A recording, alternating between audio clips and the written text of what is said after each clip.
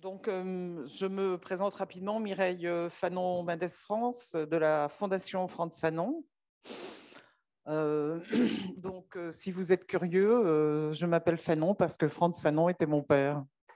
Et donc, je voulais juste, Kmar a mentionné un livre qui avait eu le prix Renaudot en 1921 de René Goncourt, pardon, de René Maran. Je voulais juste vous signaler que René Maran était martiniquais. Donc voilà. Alors là, le panel, le titre du panel, c'est le passé nostalgique comme une construction racialisée. Je voulais peut-être faire une ou deux remarques sur justement cet emploi du terme racialisé qui me semble relativement problématique. J'ai vu dans votre présentation que vous l'utilisiez, mais vous n'êtes pas... Je vois aussi que Shreya Parikh aussi l'utilise et que ça a été aussi utilisé par d'autres présentateurs. Et je me demandais comment se fait qu'on passe de racisme structurel à racialisation. Donc il y a une espèce d'euphémisation de ce terme qui est problématique puisqu'en fait, on parle de populations qui sont invisibilisées depuis des siècles et non pas seulement depuis la colonisation. Ça aussi, c'est un point quand même que l'on doit mentionner. L'anti-noir n'existe pas. Et d'ailleurs, je remercie Amir, il n'est plus là, mais je remercie quand même sa présentation parce qu'il a permis d'historiciser la présence du racisme structurel anti-noir dans dans un temps long et non pas commençant uniquement à la colonisation. Et donc, ce terme de racialisation permet en fait une invisibilisation, maintient l'invisibilisation structurelle, tout comme d'ailleurs la discrimination raciale. Et on peut se poser un certain nombre de questions sur l'emploi abusif de ces termes, que ce soit d'ailleurs par des institutions internationales comme l'ONU ou par l'UNESCO, où tout compte fait, on cache la profondeur du terme, la profondeur des effets du racisme structurel par des termes qui évacuent une partie des conséquences de ce racisme structurel et qui n'est pas une invention de la colonisation, puisque la race est quelque chose qui a impacté l'humanité depuis en tout cas 1492. Avant, certainement, mais en tout cas depuis 1492 et depuis la mise en esclavage de millions d'Africains sur un temps long. On ne peut pas non plus oublier que c'était un temps long, ce n'était pas 50 ans, c'était 4 siècles. Et ça a concerné plus de 4 continents. Donc je crois qu'il faut être très précis sur exactement ce que l'on dit, y compris quand on a un statut d'universitaire, ou alors c'est une problématique qui est posée, on problématise, mais je crois qu'il faut faire très attention à ces termes que l'on emploie, parce que la conséquence pour les personnes d'ascendance africaine et les Africains est quand même qu'ils sont considérés non pas comme des êtres, mais comme des non-êtres. Et ça, d'un point de vue décolonial, c'est extrêmement important de montrer que la persistance du racisme structurel existe et se maintient et perdure dans nos sociétés, que ce soit par la culture, par l'éducation, par les politiques mises en place au logement, etc. Et que ce qui se passe en Tunisie à l'égard des Noirs, et d'ailleurs je remercie Maha, j'en profite, parce que j'ai rencontré Maha lors du premier forum social mondial qui avait lieu en 2013 en Tunisie, tout à fait fortuitement.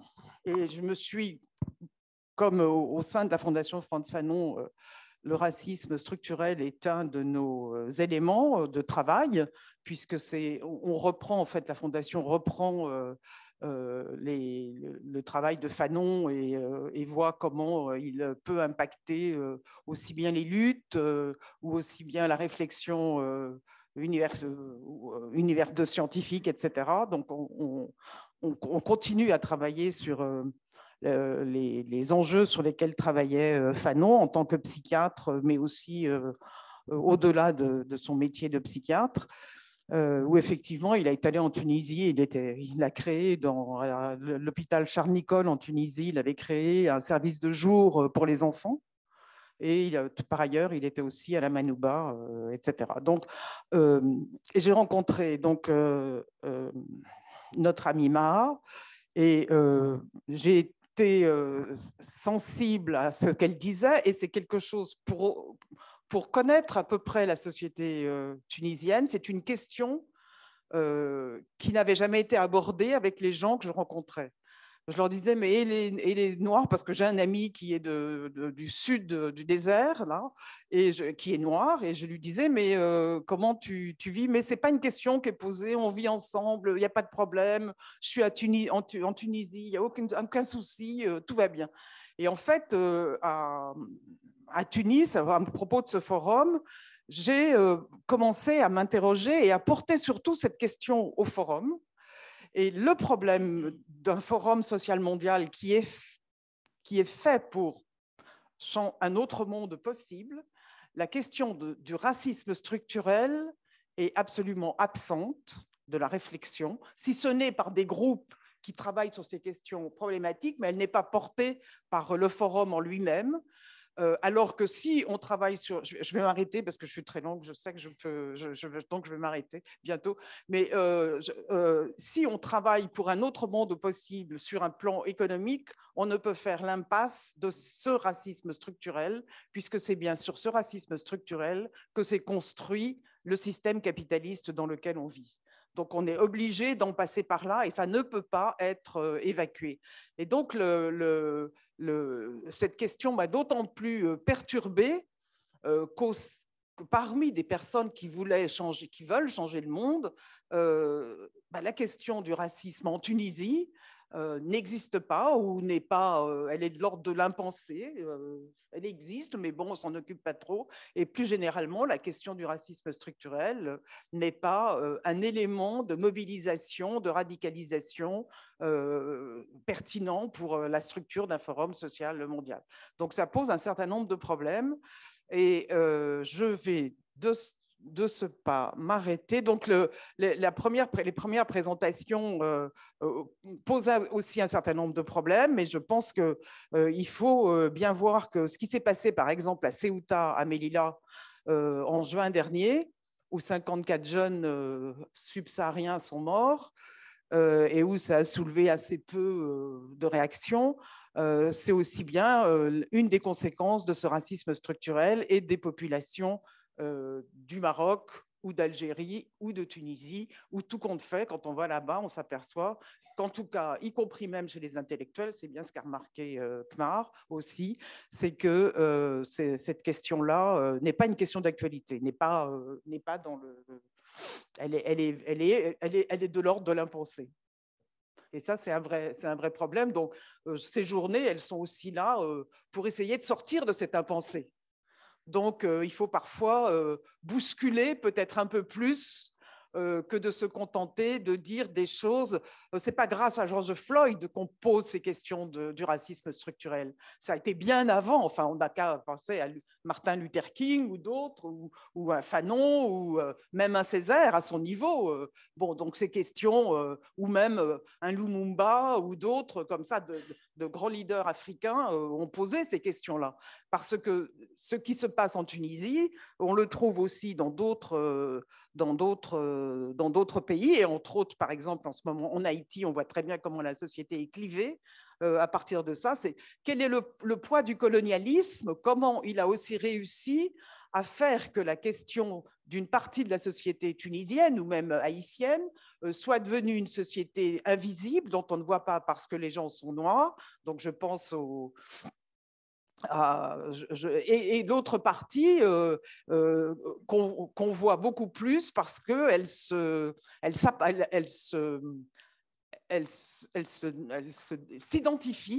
s'identifie comme faisant partie de la race blanche.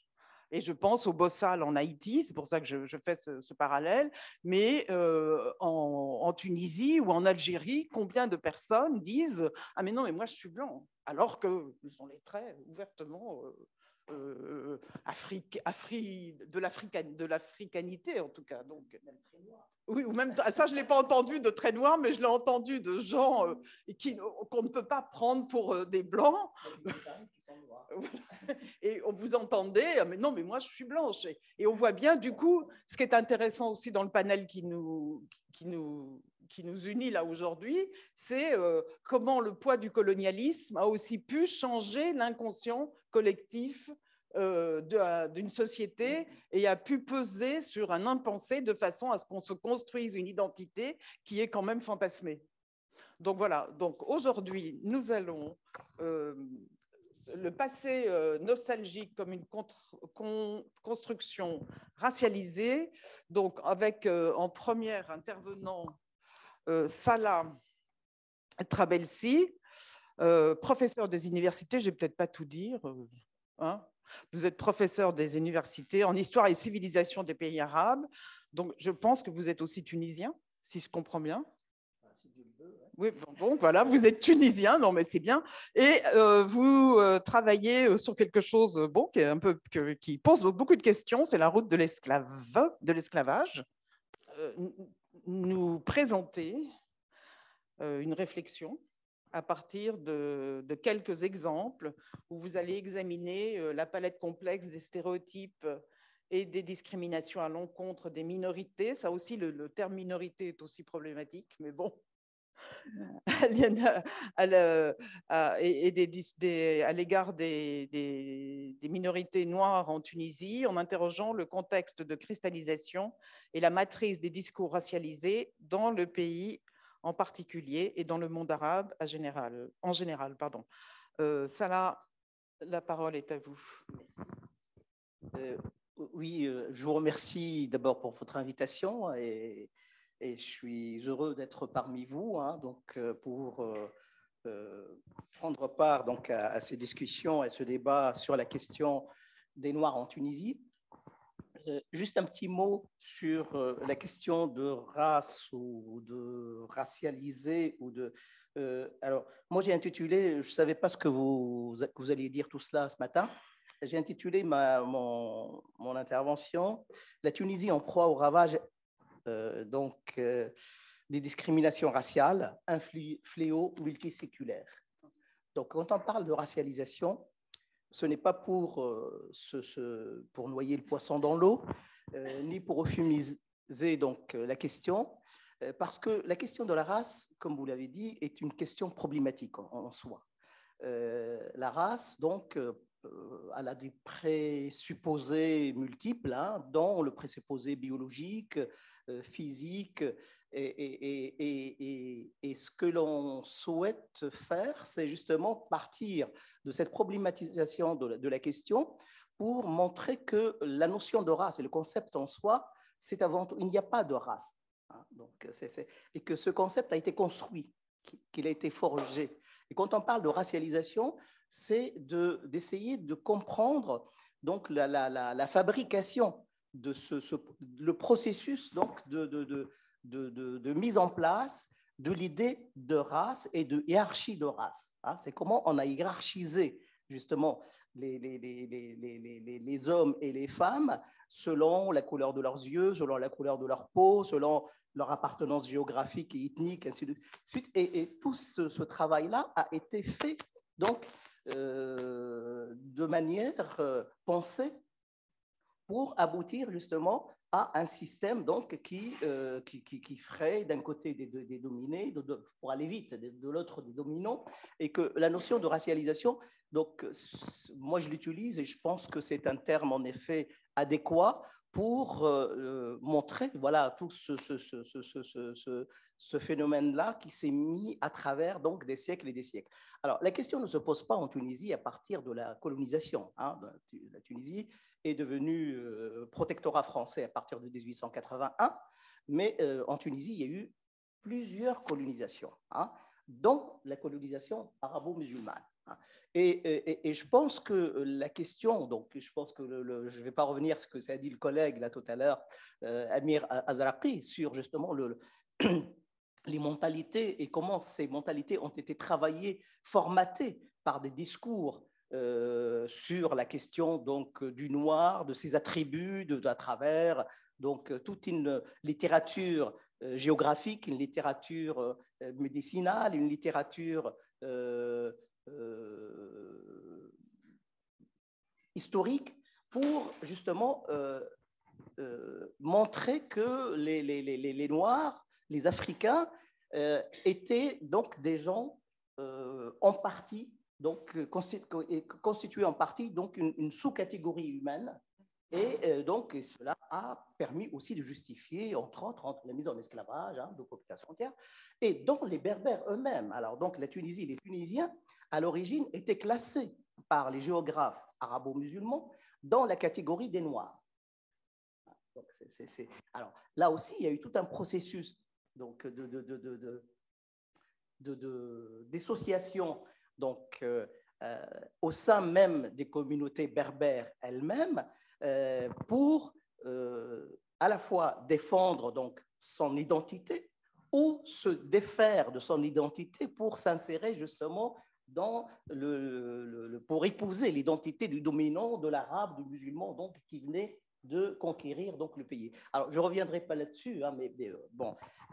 Alors, je voudrais tout simplement donc, aujourd'hui donc, vous parler de ce qui s'est passé donc, en Tunisie à partir des années liées au ce qu'on a appelé aux révoltes ou aux révolutions. En termes de révolution, j'évite de l'utiliser. Hein. Donc, on peut dire que les bouleversements qui ont secoué le Maghreb donc, ces dernières années ont fait ressurgir de nombreux problèmes. Et ces problèmes, surtout des problèmes qui ont été tenus jusque-là sous le poids du silence et du déni. Alors, il y a la question de l'héritage, la question des femmes, la question des Noirs, la question des printemps berbères, ainsi de suite. Et l'une de ces questions refoulées concerne la situation des Noirs au cœur de cette partie spécifique de l'espace africain. Alors, durant ces décennies, plusieurs décennies, cette thématique a été complètement biffée de l'histoire commune. Et la preuve, ce que disait Kmar tout à l'heure, c'est que l'histoire donc, de l'esclavage, l'histoire des Noirs, l'histoire du racisme, des discriminations contre les Noirs, ne se posait pas dans les cercles donc, des intellectuels tunisiens. Et lorsqu'on essaie d'aborder, moi, quand j'ai commencé à faire mon travail, moi, je suis un homme des ténèbres, hein, donc je suis un médiéviste à l'origine. Et donc, quand j'ai commencé à travailler sur une révolte d'esclaves noirs dans le sud de l'Irak, tout le monde m'a dit, mais ça sert à quoi? Et puis, bon, il n'y a rien. Alors, l'argument essentiel, c'est qu'on n'a pas de documents, il n'y a pas de témoignages. Et là aussi, en effet, c'est des fuites en avant et c'est des justifications qui n'ont aucun sens, puisque, je veux dire, on croule sous les textes, on croule sous la documentation. Et donc, ces sujets-là sont restés jusqu'à aujourd'hui donc un champ complètement désert, à part, moi je prends l'exemple, même pour les situations qui sont modernes hein, et contemporaines, en Tunisie, à part justement le travail mené par les associations et tout ce que vous avez cité par rapport justement au travail de Mahin, sur le plan de la recherche, c'est enfin, je sais pas, à mon sens, la seule personne qui a travaillé sur les questions des Noirs en Tunisie, elle est là. Et malheureusement, il n'y en a pas d'autres. Hein. Donc, c'est ça le problème. Le problème, c'est que c'est des questions qui restent encore. Alors, bon, on a eu une petite discussion, mais vite fait, sur la question du tabou, mais je laisserai tout à l'heure donc aborder la question. Mais je veux dire, c'est un champ qui est resté en souffrance et qui est toujours en souffrance. Donc, et Le problème des Noirs, c'est qu'en Tunisie, contrairement au Maghreb en général, contrairement au reste de la population, ils sont les seuls qui sont perçus comme l'incarnation d'un groupe exogène. Et pourtant, quand on regarde, y compris les fresques romaines, on voit des Noirs. Ah, c'est un groupe exogène repérable uniquement donc à travers des caractéristiques donc ethniques et socioculturelles présumées distinctes du reste du peuple. Le plus surprenant, c'est que cette assertion prend le contre-pied d'une autre opinion commune selon laquelle l'Afrique du Nord, parce qu'on ne l'appelle pas l'Afrique, le Maghreb, on s'appelle nous l'Afrique du Nord. Hein. Donc voilà, le Nord, c'est plus sexy. Hein. Serait le réceptacle d'un peuplement disparate, métissé, et une terre de migration et de métissage. Donc on a un schéma dualiste qui a été à l'origine d'un système donc, de hiérarchisation et de catégorisation paradoxale. Alors, il en est résulté une vision qui tend à faire du maghrébin à peau noire l'archétype de l'altérité. Et donc, un noir qui vit et se conduit donc par essence comme un noir. Et cette essence-là, donc, où est-ce qu'on la trouve? On la trouve, bien sûr, dans les récits, dans les témoignages donc, et dans les textes stéréotypés et dans toutes ces réservoirs idéologiques donc, de pensée ancienne qui remontent jusqu'au grec. Bon, je ne veux pas refaire la conférence de Amir Azraqi qu'on vient de voir tout à l'heure et qui vont se plaquer, donc, y compris sur les Noirs tunisiens. Et donc, ce cliché s'est incrusté dans les mentalités, provoquant une dissociation névrotique des identités, scindées en deux types d'affiliation politique et ethnosociologique, l'une africaine et l'autre arabo-musulmane. Au Maghreb, comme dans le reste des pays arabes, les Noirs donc, disparaissent totalement du champ culturel, social et politique, je veux dire, sur le plan des instances universitaires et de la recherche, et ce que donc, Dubois donc, appelait déjà au XIXe siècle le syntagme donc, du problème noir. Donc on retrouve les mêmes éléments, donc, en effet, dans cet univers-là. Alors, ce que l'on peut dire, c'est qu'après l'émancipation, notamment en 1846 des esclaves noirs en Tunisie, donc je reviendrai là-dessus, alors, sachant que là aussi, les esclaves noirs de Tunisie ont été les derniers à être émancipés. Hein? Donc, on se targue d'avoir... Mais il faut aussi voir que... se poser la question pourquoi, justement, 46 n'a concerné que les esclaves noirs, alors que les esclaves blancs, les Mamelouks, les esclaves européens avant, les esclaves circassiens par la suite, donc ont bénéficié, bien sûr, de cette émancipation donc, précoce.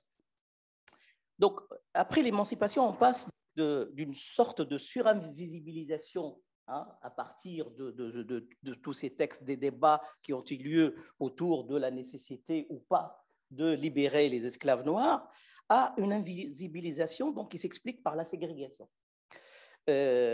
Donc c'est une invisibilisation complexe qui réduit l'intégralité d'un être à un phénomène qui est la couleur de sa peau. Donc, une identité réduite à la simple apparence, c'est-à-dire à la superficie perçue de l'extérieur. Alors, ce que l'on constate en Tunisie aujourd'hui, c'est que plus de 172 ans après une première tentative d'émancipation des esclaves noirs, donc qui a été initiée par le régent de Tunis, Ahmed Bey, et 132 ans après la seconde abolition décrétée par le grand vizir Mohamed Aziz Bouatour, la Tunisie vient juste, il y a à peine 3 ou 4 ans, d'adopter des mesures pénales contre le fléau des violences et des discriminations racistes dont souffrent encore et toujours les gens de couleur dans le pays.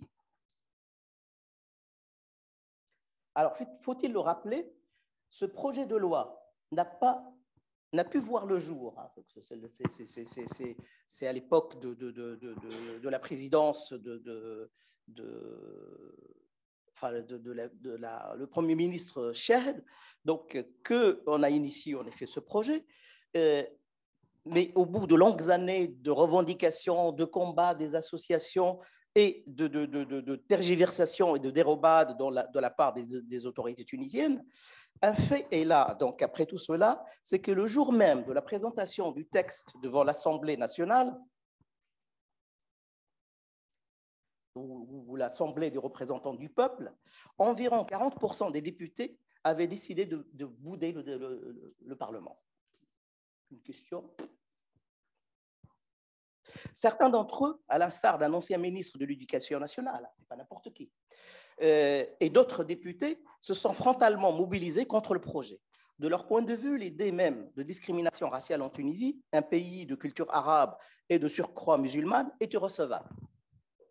Elle était même assimilée donc, à une fausse réforme nourrie et diligentée dans le dessein de nuire à la réputation du pays et de porter atteinte à la cohésion nationale et à la paix sociale. Du coup, les dénonciations et les plaintes déposées par les victimes et les associations de défense des droits humains étaient présumées correspondre à une entreprise pernicieuse, voire une offense insoutenable à la bienveillance légendaire et à l'esprit de tolérance et de générosité des Tunisiens, en particulier, et des Arabes en général. Car l'on ne saurait, explique-t-il, envisager le moindre rapprochement entre les conditions des minorités raciales en Tunisie, je suis désolé pour le terme minorité, on reviendra plus tard, donc les minorités raciales en Tunisie, avec celles détestables des Noirs en Amérique ou des immigrés en Europe. Alors là, tout le monde se mobilise. Outre son caractère donc jugé insidieux, ce projet était suspecté de vouloir sournoisement imputer à la nation des vices dont elle serait exempte. En tout cas, il n'est pas surprenant que ce projet de loi ait provoqué une vive opposition. De manière générale, les dénégations et les réflexes défensifs ont toujours prévalu en Tunisie. Donc, un autre élément d'importance mérite d'être souligné. Comme lors des débats sur les inégalités et les violences faites aux femmes, la question des discriminations raciales a donné lieu à de violentes et cyniques diatribes. Au sein du Parlement tunisien, ce déchaînement politique et idéologique avait dépassé les lignes de démarcation entre les blocs politiques et leur clivage traditionnel, de droite, de gauche, laïque, religieux, profane, érudit, et ainsi de suite. Du côté de la gauche laïque tunisienne, nombreux ont été ceux qui, tout en admettant la brutalité donc, des haines dirigées contre les Noirs, ont estimé que ce n'était qu'une question marginale en comparaison avec les problèmes majeurs auxquels fait face le pays. D'autres ont préféré l'ignorer complètement, s'agissant, selon eux, d'un phénomène mineur et exagéré du fait d'un syndrome obsessionnel caractéristique des groupes minoritaires. C'est sans doute anachronique ce que je vais dire là, parce que cette situation serait bien sûr anachronique de la rapprocher avec ce qui s'est passé en janvier 1846, lorsque le gouvernement tunisien avait décidé l'arrêt du commerce des esclaves noirs et la fermeture des marchés. Nous constatons les mêmes réactions face à ce décret donc décisif qui fut d'une importance cruciale du point de vue juridique, économique et social. En effet, cette année-là, le monarque tunisien décréta l'abolition de l'esclavage des Noirs. Or, cette proclamation sans précédent dans l'histoire des pays arabes et musulmans fit l'objet d'âpres controverses juridiques et théologiques. Elle donna lieu à des contestations vigoureuses de la part de certains notables religieux et des riches propriétaires d'esclaves, déniant à l'État sa capacité de dire le droit. Le bey de Tunis dut faire face à un procès manichéen et simplificateur. Ses détracteurs ne manquèrent pas donc de l'accuser d'imposer une loi sans rapport avec les réalités du pays et contraire aux normes scripturaires qui structurent les fondements des sociétés islamiques, comme si l'esclavage était une donnée indissociable de l'islam et de ses prescriptions normatives, et qu'il était impensable de blâmer l'institution servile.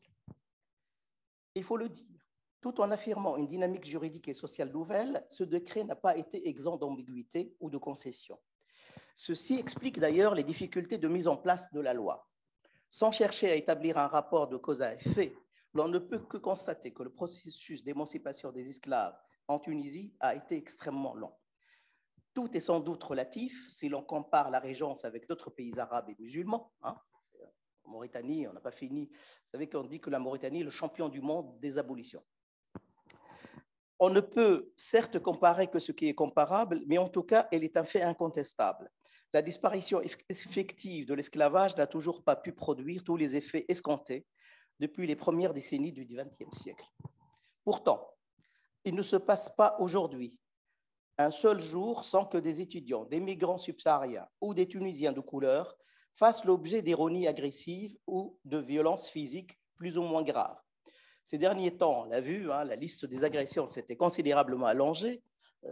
Kmar a cité justement l'assassinat de Falikou Koulibaly, donc le président de l'association culturelle des Ivoiriens en Tunisie en 2018. Ce fait donc, a été suivi peu de temps après par l'agression d'un instituteur tunisien de la deuxième ville de Tunisie, de Sfax, donc, qui, le 18 janvier 2019, a été la cible d'injures racistes de la part de parents d'élèves, donc à l'école étatique où il enseigne. On voit également que des migrants et des migrants africains sans papier ne cessent de témoigner de l'enfer de leur séquestration, de leur asservissement dans des maisons bourgeoises. Prises dans les raies des réseaux de passeurs et d'officines mafieuses, certaines personnes ont été, même dès leur arrivée sur le sol tunisien, confrontées à une captivité que ne dit pas son nom. Louées comme domestiques par des trafiquants et de riches familles tunisiennes, leurs passeports confisqués, elles sont dès lors réduites à l'arbitraire et au chantage de leurs employeurs. Selon une enquête menée par l'Office international des migrants, plusieurs centaines de migrants subsahariens seraient victimes de ce terrible fléau. La Tunisie avait cependant pris dès les années 2014 les dispositifs légaux pour garantir la protection juridique et morale nécessaire et à les arracher au filet des marchands de chair humaine. Comme nous le savons déjà, après la chute du régime libyen et l'éclatement du pays en milices rivales, le nombre de réfugiés subsahariens s'est considérablement accru en Tunisie. Fuyant la guerre et les traitements effroyables qui leur étaient infligés, beaucoup d'entre eux espéraient, en foulant le sol tunisien, trouver, à défaut d'un havre de salut, du moins des rivages plus cléments. Malgré les efforts et les intentions louables des autorités tunisiennes, l'on se rend bien compte que les principes édictés restent sans effet. L'on nous dit qu'il faudrait sans doute faire preuve de patience et attendre que le droit finisse par triompher. Le seul bémol est que, et l'histoire nous le montre, lorsque la loi ne s'accompagne pas de sanctions effectives et vigoureusement dissuasives, sa portée reste toujours hypothétique. Or, ces nouvelles mesures juridiques souffrent précisément de nombreuses faiblesses qui les rendent quasiment inopérantes. Bien évidemment, l'approbation d'une loi organique contre les menées racistes ne suffit pas à elle seule à transformer les mentalités, surtout dans un pays où beaucoup de gens ont du mal à considérer les Africains et les Noirs en général comme leurs égaux en humanité. L'on sait pertinemment que le chemin est très lent et semé d'embûches. Assurément, la loi d'octobre 2018 constitue une avancée majeure dans la défense des droits de l'homme. C'est sans doute un tournant historique, mais il faudrait prendre garde de ne pas se laisser piéger par les atermoiements qui ont contrarié durablement les desseins des lois abolitionnistes de naguère. Il faudrait sans doute un véritable sursaut national pour mettre fin au mépris de la déconsidération des Noirs. C'est par ce biais que la Tunisie pourrait donner sens et vigueur au principe d'égalité et de respect de la dignité humaine. Dans un pays où le racisme affecte, que ce soit en pratique ou en théorie, tous les lieux et les moments de la vie quotidienne, les seuls registres de la loi ne peuvent à eux seuls éradiquer les représentations et les pratiques séculaires.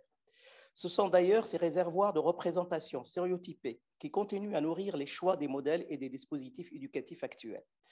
Il suffit de jeter un coup d'œil rapide sur le contenu des ouvrages préconisés dans le cadre des enseignements, que ce soit au collège ou au lycée, pour se rendre compte des dommages irréparables causés par la référence quasi constante à ces vieux topos hérités d'une anthropologie désuète.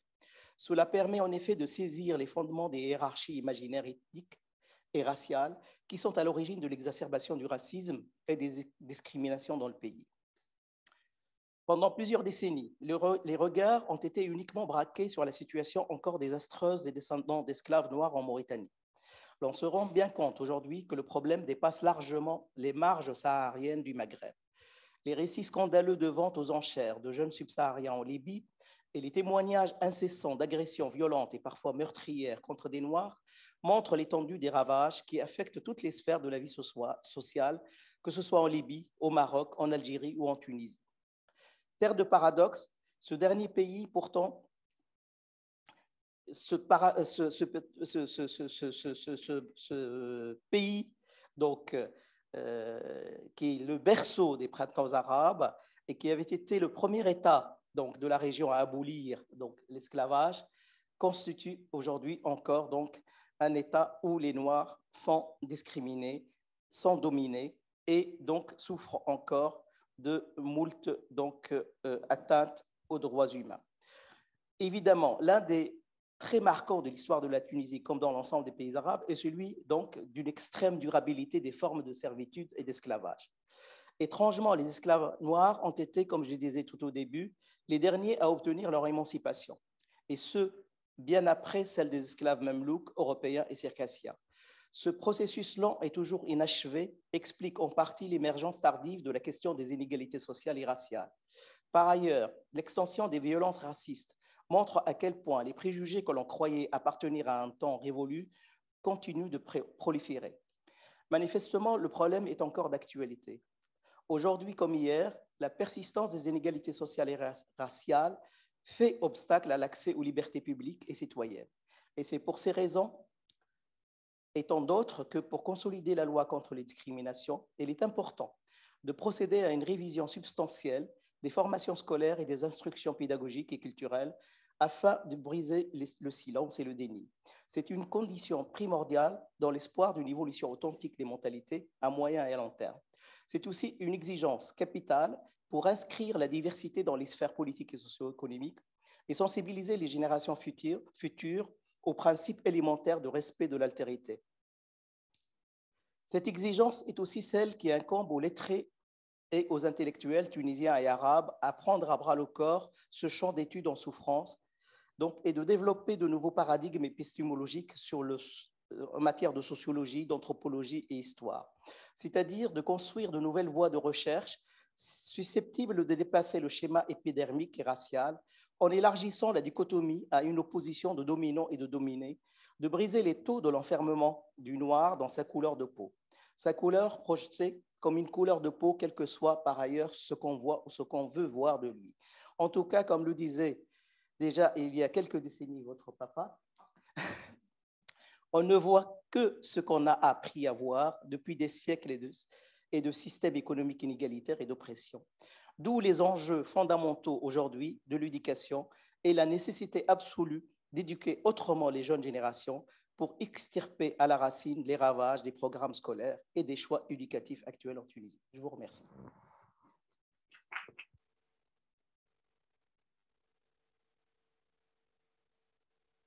Merci beaucoup. En tout cas, ça pose plusieurs questions. Entre autres, est-ce que le nord de l'Afrique appartient à l'espace africain ou est-ce que c'est un espace à part?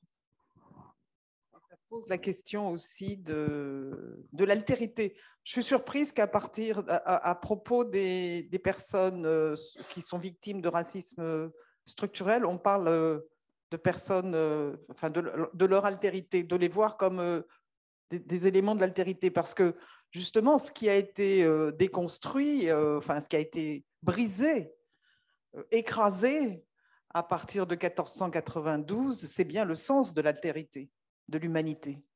C'est bien l'intersubjectivité. Donc je suis surprise que tout d'un coup arrive la question de l'altérité à propos des personnes qui sont victimes d'avoir été considérés comme des marchandises et donc exclus de l'humanité. Donc je pense que là, il y a aussi des vraies questions à débattre sur un plan épistémologique et ontologique pour ne pas justement, une fois de plus, faire penser que tout va bien dans le meilleur des mondes et qu'il suffit d'une loi, comme vous l'avez précisé, pour changer les choses.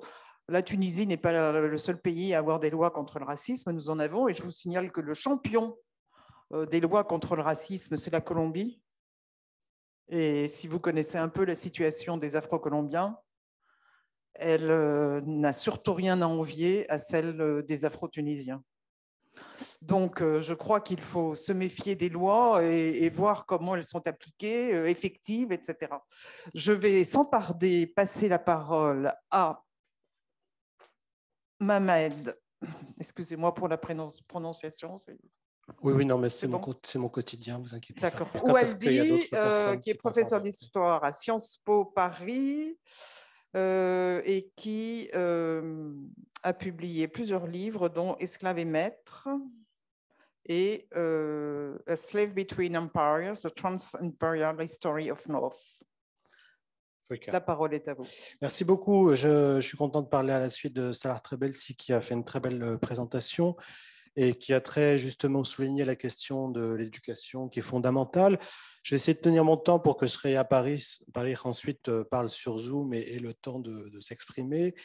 Je voudrais dire que je ne suis pas une personne qui travaille sur l'esclavage des Noirs en Tunisie, ni même sur ce qui est arrivé ensuite et sur la sociologie des citoyens noirs en Tunisie. J'ai travaillé davantage sur les Mamelouks, qui sont des esclaves d'origine caucasienne, et puis maintenant beaucoup plus sur les esclaves maghrébins en Europe. Et quand je dis esclaves maghrébins en Europe, en fait, parmi eux, il y a des musulmans et des juifs, et puis il y a des gens de peau foncée et de peau plus claire, et c'est là que peut-être je vais commencer à travailler de manière universitaire sur ces questions-là.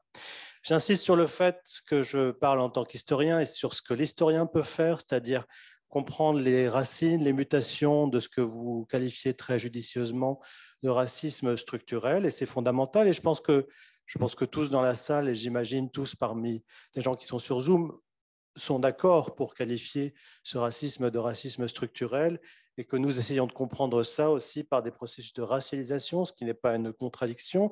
Je voulais dire aussi que je ne pensais pas le faire, mais ce travail de l'historien qui est de comprendre les racines, les mutations, implique de ne pas procéder à une histoire intellectuelle comme cela a été fait ce matin, complètement décontextualisée, parce que ça va contre l'objectif des auteurs de ce type d'histoire intellectuelle. Ils ont raison de montrer qu'il y a des motifs racistes dans toute cette histoire. Mais en fait, ils n'interrogent même pas la catégorie d'arabe, ce qui est très, très étonnant. Et la catégorie d'arabe, il faut la contextualiser constamment, au risque d'essentialiser aussi cette catégorie et de procéder à une autre forme d'orientalisme, comme le disait très bien Barbendana. L'autre point que je voulais souligner, c'est sur les silences et tabous. On a eu cette conversation avec Salah assez souvent. Oui, c'est vrai que dans les mainstream médias, dans le grand public, il y a des choses qui ne passent pas parce qu'il n'y a pas de représentation grand public de ces questions-là. Il n'y a pas de série où les protagonistes seraient des concitoyens noirs, il n'y a pas de film où ils seraient au centre. Effectivement, ça, c'est très important.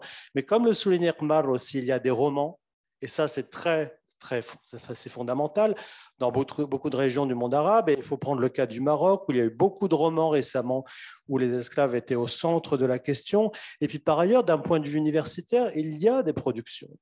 Et là, Salah le soulignait à travers le travail de Maha, mais il y a eu en même temps que Maha, donc Inès Maraddeli qui est dans la salle, il y a eu aussi Stéphanie Pouessel, dont le travail sur la Banque africaine de développement a été cité par Khmar tout à l'heure. Dans les générations actuelles, Houdam Zioud a fait un travail exceptionnel avec un appareil intellectuel tout à fait fondamental. Le travail aussi en cours de Afif Altif à l'université de Cornell. On remarquera que les deux dernières ne travaillent pas dans l'université tunisienne pour des questions, encore une fois, de racisme structurel, mais aussi pour des questions de moyens, comme le signe Iqbal. Donc, ayons une approche toujours nuancée de ces questions de production. Je signale aussi le travail fondamental de Ismaël Montana sur ces questions de l'abolition de 1846, sur cette approche, un travail extrêmement riche aussi sur les cultes Bohri dans la Tunisie du début du 19e siècle, le travail auparavant de Abdelhamid Lelgesh, pour dire aussi le travail en anthropologie de Geneviève Bedoucha, pour dire qu'on ne part pas de rien, qu'en fait, on a des devanciers, on a des prédécesseurs à qui l'on rend hommage, on a des gens d'une nouvelle génération qui font aussi un travail exceptionnel, qui sont venus du militantisme aussi pour nous apporter de nouvelles questions. Donc, ceci étant dit, et sans développer aussi sur la question de l'esclavage au Maroc, où il y a aussi beaucoup de travaux, mon propos sera de revenir, de faire un pas de côté, Je vais m'éloigner de mes notes parce que j'ai déjà pris quelques minutes. Pour revenir sur les formes de post-esclavage, c'est-à-dire qu'est-ce qui reste de l'esclavage, en quoi ça modèle les sociétés, comment cette question est aussi instrumentalisée par tel ou tel acteur utilisé pour des questions parfois politiques. Et je veux dire, cette instrumentalisation peut aller dans de nombreux sens. Hein. Ça peut être aussi le rôle des militants aussi de nous réveiller sur ces questions-là. Je vais assez résumer, je vais passer sur ce que je voulais dire, mais globalement, il y a un lien très fort quand même entre racisme et post-esclavage, et on ne va pas le nier ici. Et par exemple, la manière de qualifier les gens, au Maroc, on parle toujours de haratin, quand on voit une personne noire, on parle toujours. Il arrive que des locuteurs utilisent la notion de haratin et de manière raciste, sans savoir du tout quelle est l'origine sociale de leur interlocuteur noir. De la même manière, on a insisté, et Maha Abdelhamid avait insisté sur l'usage du mot roussif, généralisé à une partie de la population. Alors, le terme veut dire domestique, mais il a été généralisé pour parler de noirs. La chercheuse aussi, Houdam Zioudet, rappelle aussi l'existence encore de noms de rues, tels que Impasse des Esclaves. Donc, il y a un lien très fort qu'il ne s'agit pas ici qu'il s'agit de renforcer, mais moi, je vais faire un pas de côté en rappelant qu'en fait, il y a eu d'autres groupes d'esclaves, et comme le soulignait Salah, ces esclaves ont été, la fin de leur traite a été beaucoup plus rapide que la fin des traites transsahariennes, et que ça a un effet aussi sur nos manières de penser les post-esclavages en Tunisie. Donc, je vais prendre 4 groupes qui sont des groupes sur lesquels je travaille un peu, mais vraiment pour renforcer l'argument qui est celui des militants antiracistes en Tunisie, qui est de dire, en fait, si on compare le cas des esclaves d'origine ouest-africaine et est-africaine, parce qu'il y en a eu aussi au Maghreb, avec le cas des captifs et des captives européens entre le XVIe et le XVIe siècle, les années 1820, avec le cas aussi des captifs maghrébins en Europe, mais aussi avec le cas des Mamelouks et des concubines qui venaient du Caucase, de Géorgie, des pays tcherkesses, de Grèce. Là, on aboutit au fait qu'effectivement, comme le constate Salah, la fin de l'asservissement ou la lente disparition de l'asservissement des esclaves ouest-africains fut en fait très tardive, qu'elle a laissé des séquelles et des effets sociaux marquants en termes de hiérarchisation, de discrimination, de domination des descendants de ces esclaves ou des personnes qui étaient venues libres, comme l'a montré aussi Inès Mrad en Tunisie, à partir notamment de la seconde moitié du 19e siècle. Donc, je vais aller assez vite pour vraiment laisser le temps aux autres intervenants, notamment à Shreya Palir. Mais si je prends le premier cas, qui est le cas en fait des captifs européens, je ne vais pas faire toute leur histoire, mais en gros, captifs et captives apparaissent dans le paysage social maghrébin et notamment tunisien à partir du XVIe siècle, dans un contexte de guerre en Méditerranée. Je passe très très vite, c'est des situations de violence physique aussi, de mauvais traitements, et cette situation disparaît dans les années 1810 à peu près, avec des expéditions, une expédition diplomatique liée au Congrès de Vienne en 1816. Petit à petit, on ne peut plus parler de captifs européens, mais de prisonniers de guerre. C'est le terme qui va être utilisé. Et surtout, très rapidement, en fait, la figure des Européens se transforme en celle du colon, du petit colon d'origine italienne ou espagnole, si bien que très, très vite, ce passé de l'esclavage des Européens en Maghreb a été occupé par une autre figure qui est celle du petit colon. Et d'ailleurs, ce que je veux dire, c'est que, en fait, qui pourrait porter cette mémoire de l'esclavage des Européens au Maghreb aujourd'hui, tant parce qu'en fait, cette histoire aussi de l'esclavage des Européens a été beaucoup instrumentalisée politiquement. Déjà pendant la période coloniale, par les historiens, notamment français, qui soutenaient, pas tous, mais certains soutenaient la colonisation française. Je pense à Pierre Grandchamp, par exemple, qui ont vu dans les esclaves européens les devanciers des colons et des gens qui auraient apporté la technique à des gens complètement en retard, comme les populations maghrébines de l'époque.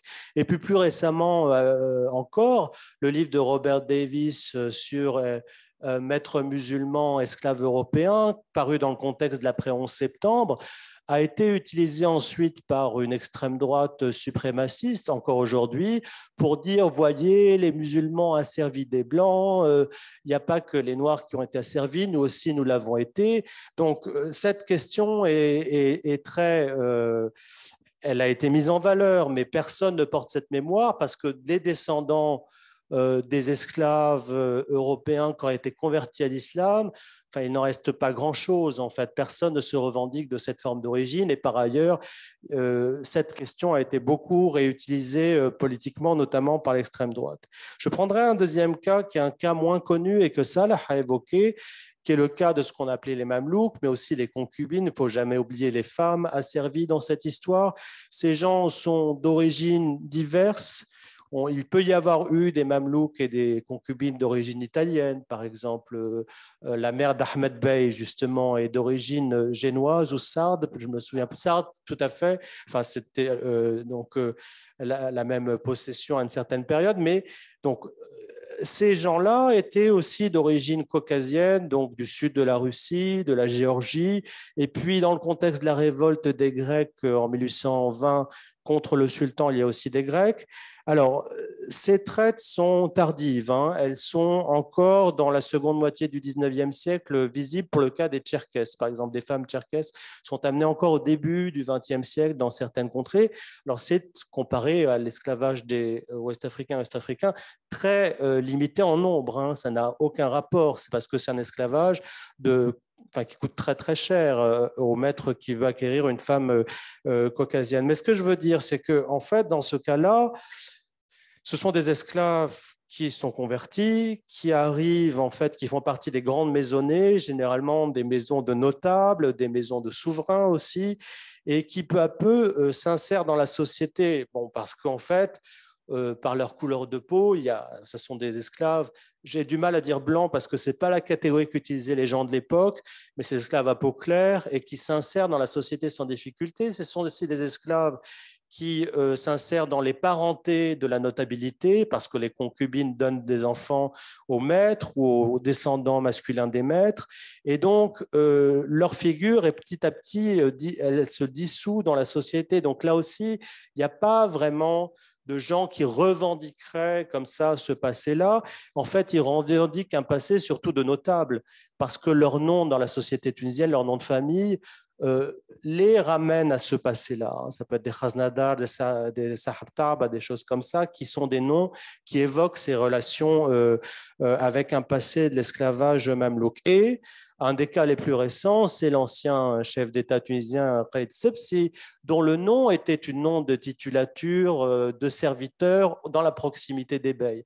Et Qaïd Sebsi est celui-là même qui, en fait, va promulguer la commémoration de l'esclavage sans jamais se poser la question pour lui-même de ce que ça peut être. Et ça montre très, très clairement, en fait, ce dont avaient conscience des militants tunisiens, notamment on a parlé tout à l'heure de Mme Mosbah, elle avait très très clairement conscience de cette dissociation entre d'un côté un président qui a un passé servile et qui promulgue pour des militants et pour des concitoyens noirs cette loi de commémoration de l'esclavage. Et donc là, ça dit très très bien comment des gens ont oublié et comment ils ne mettent pas en valeur ce passé parce qu'ils veulent mettre en valeur un passé de notabilité plutôt qu'un passé de l'esclavage qui serait pour eux trop péjoratif.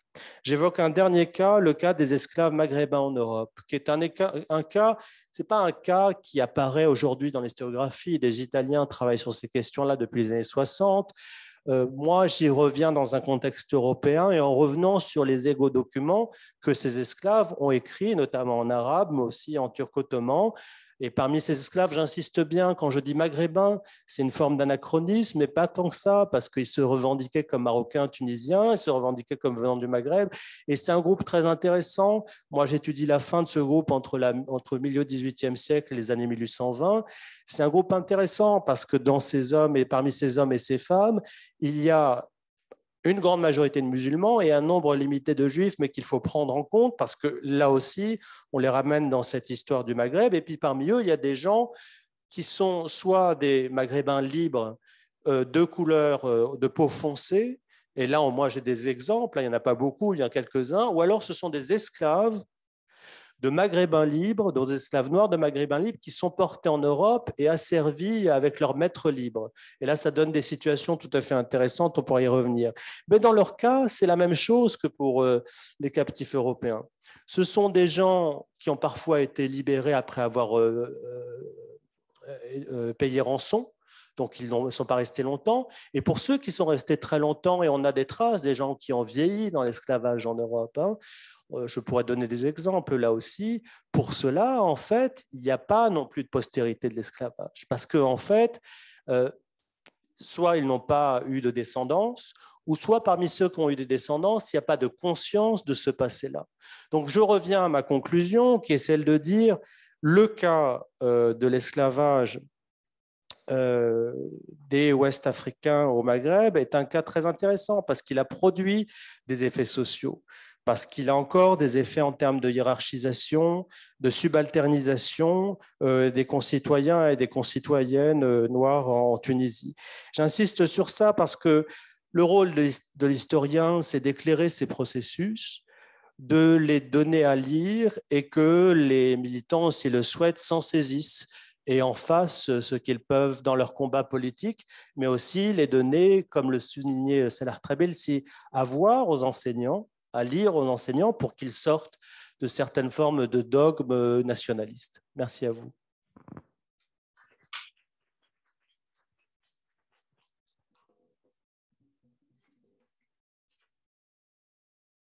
Merci Mohamed. Donc, merci beaucoup pour votre présentation qui resitue bien aussi le rôle de l'historien et la façon dont, comme vous le dites, les militants peuvent s'emparer des travaux de recherche des uns et des autres, ce qui fait d'ailleurs avancer aussi la perception des différents phénomènes et particulièrement là de la situation des... Oui, et puis les militants nous donnent ces questions, oui, en fait. Oui, c'est ça qui est génial. Oui.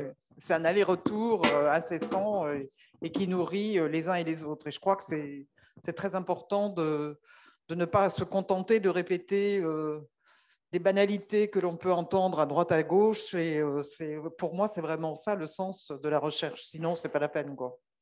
Si c'est pour répéter un peu ce que dit le mainstream dominant, c'est un peu difficile d'avancer en fait.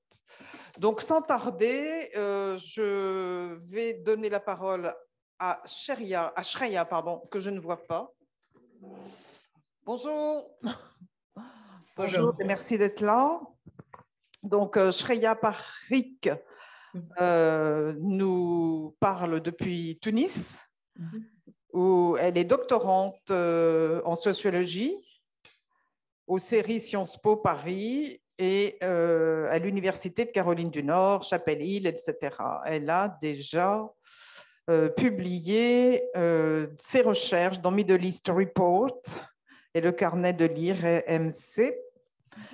Et je vais vous laisser la parole tout de suite, chère Shreya, parce que vous allez vous passer par une très jolie introduction où vous êtes arrivé dans l'église Saint-Augustin et Sainte-Fidèle de la Goulette, et ça vous a amené à vous interroger sur les personnes qui étaient là, sur les gens qui faisaient partie de la chorale, et ça vous a amené donc à vous interroger sur le passé nostalgique comme une construction racialisée.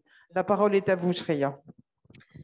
Merci pour cette invitation. Merci à Maha et Isabelle pour avoir organisé cette magnifique journée. Merci à Madame Fano Mendes-France pour les questions.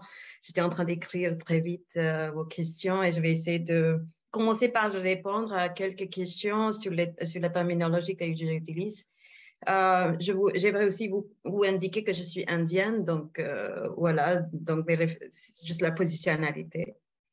Voilà, et la française, ce n'est pas ma langue maternelle, c'est une langue que j'ai appris il y a quelques années, donc c'est clair que je vais faire des fautes quand je parle, mais voilà, c'est ça. Donc, pourquoi le mot racialisé? Parce que comme Madame Fano Mendes-France a indiqué que ça pourrait être vu comme juste parler des choses, des mots, genre pas la structure, ça ne parle pas de structure. Au contraire, dans la sociologie, il y a une sorte de réflexion autour du fait que si on parle juste de la construction raciale de racisme, oui, il y a le racisme qui existe, on ne parle pas de qui est en train de faire sur quoi, mais quand on parle de la racialisation, donc on parle plutôt de le processus, donc on peut indiquer qui est en train de racialiser qui. Donc on peut parler de groupes, on peut parler des structures, on peut parler des individus, étant qu'acteurs, étant que des personnes racialisées, des groupes racialisés, des structures racialisées. Donc, j'utilise un peu cette conception sociologique pour parler de cette construction. Je vais parler de la passé comme une construction sociale aussi. On est en train de construire avec le présent. Donc, je vais aussi réfléchir comment le présent, comment le contexte présent change la construction de passé. Donc, comment ce qu'on est en train de vivre maintenant, ça change notre vision de passé et comment on construit le passé avec le présent. Le race, comme comme professeur Trabelsi a indiqué aussi, je n'utilise pas comme un truc biologique, mais plutôt une construction sociale qui est basée de la différence, mais la différence pourrait aussi être quelque chose d'égal, mais ce n'est pas juste la différence, mais c'est aussi de mettre dans la hiérarchie. De faire une sorte de hiérarchie, la différence, mais sur la hiérarchie, donc marginaliser quelqu'un par rapport à des différences. Quoi en plus? Je voulais parler de cette question des Arabes ne sont pas des Blancs. Ça, c'est une question qui revient tout le temps quand je parle des entretiens, quand mes interlocuteurs tunisiens et non tunisiens noirs utilisent le mot blanc pour parler de la racialisation, de racisme qu'ils font face à en Tunisie. Ils utilisent le mot blanc et pas des Arabes. Et on peut dire que peut-être il y a une différence de catégories d'analyse et catégories de ce qu'on en anglais on va dire categories of practice and categories of analysis. Donc les catégories que les gens ils utilisent, c'est les catégories de practice et les catégories qu'on peut utiliser étant que chercheur, des gens qui font l'analyse, c'est des catégories d'analyse. Mais ça c'est toujours un peu le overlap. Par exemple, par exemple, le mot blanc est utilisé par des chercheurs et des chercheuses parce que ça c'est aussi utilisé par des gens qui sont racialisés, des Noirs qui sont racialisés tant que Noirs. Mais le blanc n'est pas utilisé par des gens qu'ils nomment comme blanc. Il veut peut-être utiliser le mot arabe. Quand je suis juste tunisienne. Je suis ni arabe, ni musulman, ni autre chose. Donc, il y a tous ces autres mots aussi qui sont aussi des categories of practice. Donc, il y a une sorte d'overlap entre les deux. Mais donc, voilà, c'est toujours la question qui revient. Est-ce qu'on peut nommer les Arabes étant que blancs? Donc, c'est une sorte d'overlap. Donc, ça dépend des groupes on interroge, en fait. Et pourquoi on peut utiliser le mot blanc pour les Arabes? On peut l'utiliser parce que la groupe qui est nommée comme arabe, il utilise ce qu'on appelle the Global Project of Whiteness, the white supremacy. Il utilise ce projet-là pour ses profits à eux et pour l'exploitation des gens qui sont racialisés tant que noirs. Par exemple, maintenant, il y a plein de subsahariens qui sont racialisés comme noirs, qui travaillent dans les champs des tomates, dans l'agriculture, dans la construction des bâtiments. Donc, la Tunisie est en train de profiter de cette main-d'œuvre racialisée comme noire. Donc, il y a donc on est en train de profiter de cette Global Whiteness Project ici en Tunisie. La Tunisie est en train de profiter de ça. Donc, voilà, quelques mots que j'ai commencé par. Je vais partager des slides maintenant pour commencer vraiment de parler de comment je suis venue d'interroger cette construction de passé. Par exemple, quand je suis venue en Tunisie, j'ai lu plein des posts sur Facebook qui parlaient de passé avec avec des monts à vie. La Tunisie était très magnifique comme pays pendant la période des Français. Il utilise la période des Français. On n'utilise pas le mot colonisation. On avait plein de diversité, c'était beau, c'était propre. Il y a Hasra. Donc, il y a toujours ce discours de passé magnifique, un passé beaucoup divers. Et voilà, donc c'est à partir de ça que j'ai commencé à interroger cette construction de passé. Voilà, donc je vais partager Host Disabled Participant Screen Sharing. Est-ce que je peux partager mes slides, s'il vous plaît? Merci.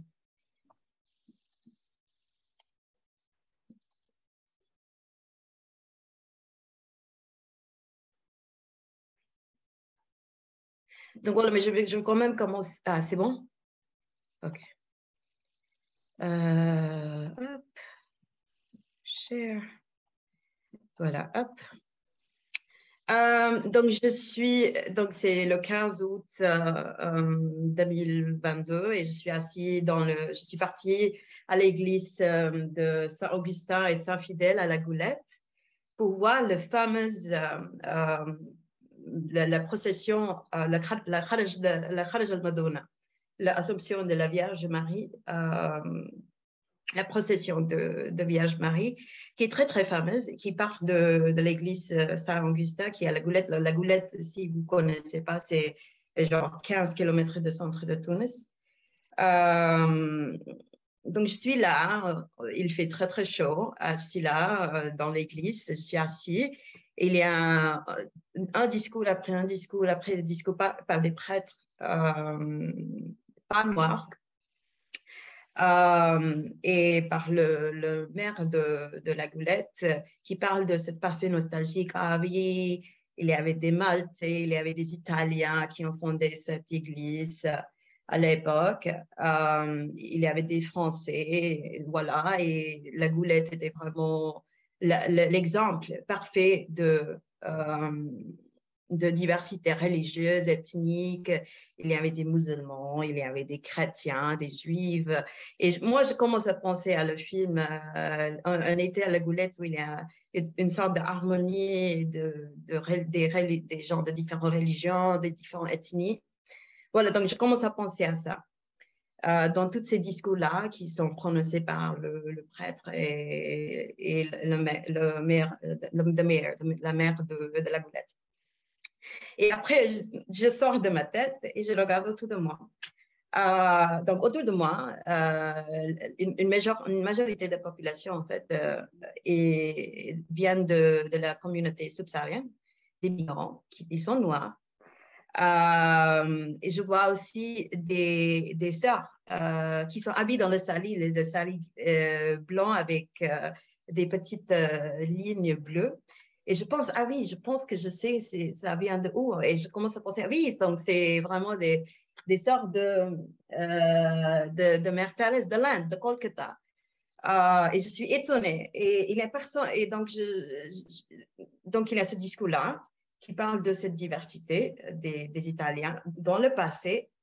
Et je vois une diversité en face de moi, des sœurs qui viennent de la congrégation de Mère Thérèse en Inde et des subsahariens qui viennent de partout en Sub-Sahara, dans le pays sud de la Tunisie.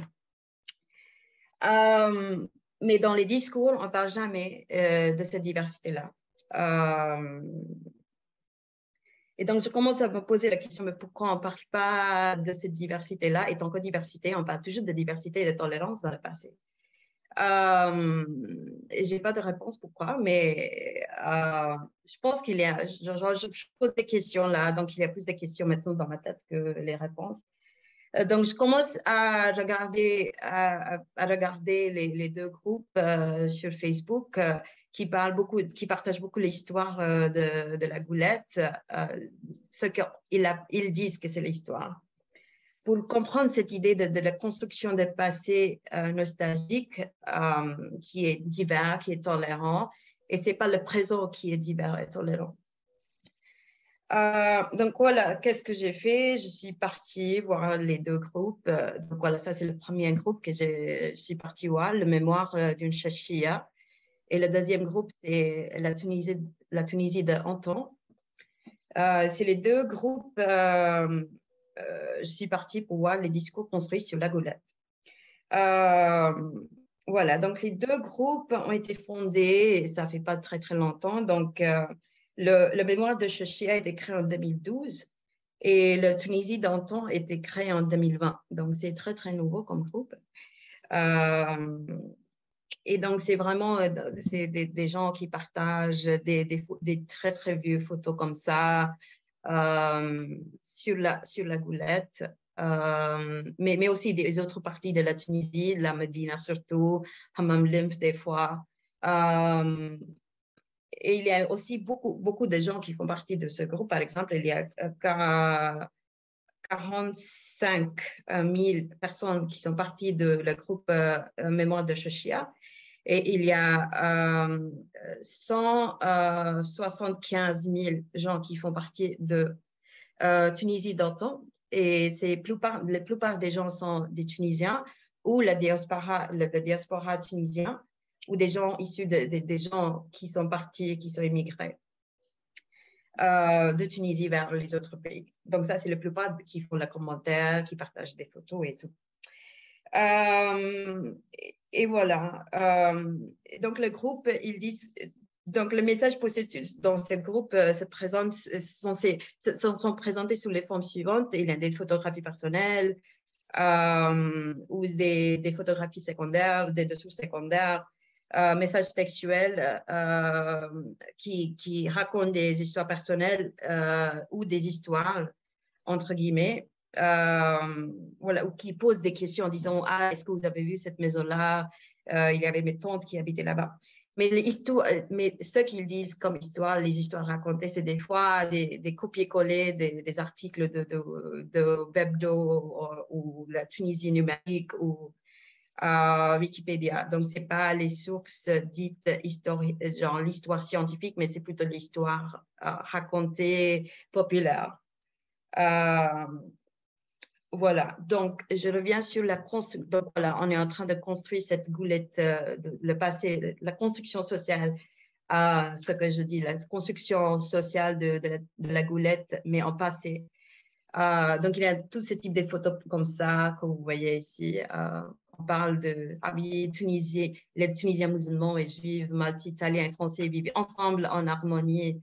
Donc vous voyez les deux photos qui sont postées là. Pour parler de cette fameuse diversité en passé. Donc, on partage aussi beaucoup de photos de Claudia Cardinal, une actrice avec des origines italiennes, qui a vécu à la Goulette. Donc, c'est une fierté, mais c'est la diversité blanche qui fait la diversité. Donc, on ne parle jamais des personnes plus foncés, des non-tunisiens, des étrangers qui ont vécu dans la Goulette, peut-être en passé, même en présent, qui sont foncés, qui ne sont pas des blanches. On ne parle jamais de ça dans cette construction de la Goulette, étant que quelque chose de glorieux, quelque chose de... Voilà, la glorieuse, c'est toujours passé. La glorieuse, quand on parle de cette période magnifique de la Goulette, on parle toujours de passé, on parle toujours de diversité, mais de diversité blanche. Ce n'est pas la diversité non blanche. Voilà, donc pour revenir sur cette fameuse Kharajat al-Madon, la procession de Vierge Marie. Voilà, c'est aussi une photo qui était postée là. Dans ces photos-là, on voit que on voit des personnes, on peut dire blancs, des gens un peu foncés, mais si vous avez assisté à la procession cette année-là, c'était clair que les personnes qui portaient la Madone étaient toutes des gens issus de l'immigration. C'est tous les gens issus de l'immigration des pays subsahariens. C'est des gens noirs. C'est des gens noirs qui chantent toutes les chansons des hymnes style gospel avec des tambours et tout. Donc, je me demandais, donc, quand j'étais en train d'écouter ce mess-là, avec beaucoup de chansons aussi gospel jouées par des groupes subsahariens noirs, je me posais cette question, est-ce que ça, pour moi, ça, c'est la diversité? Est-ce qu'on avait des chansons, est-ce qu'on avait des groupes noirs comme ça qui chantaient les hymnes gospel dans cette époque-là, de cette époque qu'on nomme comme la période glorieuse? Donc voilà, ça c'est quelques photos quelques posts que j'ai trouvés sur ce groupe, les deux groupes-là. Et en parlant avec mes collègues qui travaillent soit en Algérie ou au Maroc, ils m'ont dit qu'il y a une sorte de même enjeu de construction des parties de soit d'Algérie ou soit de Maroc où il y avait des gens non algériens, non maghrébins, blanches, et on construit ces villes-là étant que des endroits magnifiques dans le passé, très propres et tout. Et on ne parle jamais de la présence des étrangères non blanches. On ne parle pas de ça, on ne le valorise pas. On ne parle pas de la présence des étrangers non blanches comme divers. Comme la diversité, soit en passé, soit en présent, parce qu'on a aussi des migrants subsahariens en Algérie et au Maroc maintenant. Mais pas que, il y a aussi par exemple, j'ai trouvé quelques sœurs indiennes qui travaillent avec cette mission, cette congrégation des sœurs de Mère Thérèse. Donc, il y a toute cette diversité, mais on n'a pas plus d'informations sur ça dans le récit populaire parce qu'il y a une sorte de désir pour la blanchité, il y a un désir pour la blanchité. Qu'est-ce que j'aimerais dire comme conclusion? Voilà, donc la conclusion, c'est plutôt genre un débat. Donc, ça parle d'un débat que j'ai eu avec plusieurs de mes collègues.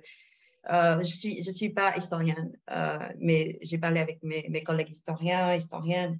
J'ai demandé cette question parce qu'il y a tout un mouvement, toute une réflexion de comment décoloniser l'histoire, parce que beaucoup d'histoires des grands tombes de l'histoire qu'on étudie dans des cours sur l'histoire du Maghreb, c'est plein des Français, des gens dans ce qu'on appelle le Global North, qui regardent le Global South et qui écrit tous ces livres qui sont utilisés, qui sont vus comme des canons, comme des canons.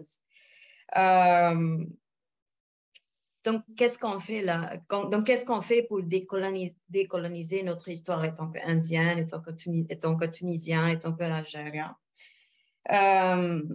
Est-ce qu'on peut construire une sorte d'histoire indigène écrite démocratiquement par le peuple et pour le peuple? Est-ce que ça pourrait exister?